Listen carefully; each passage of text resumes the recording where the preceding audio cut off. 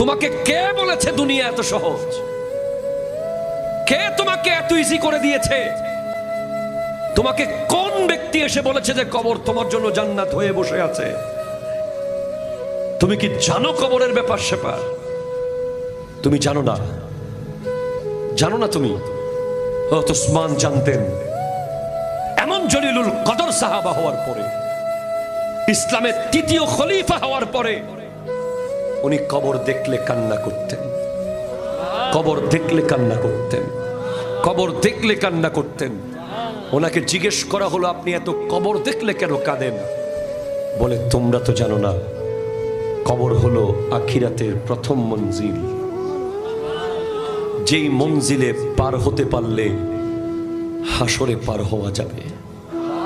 যেই কবরে আসান হয়ে গেলে পুলসিরাত আসান হয়ে যাবে। যেই কবর আসান হলে মিজানের পাল্লা আসান হয়ে যাবে।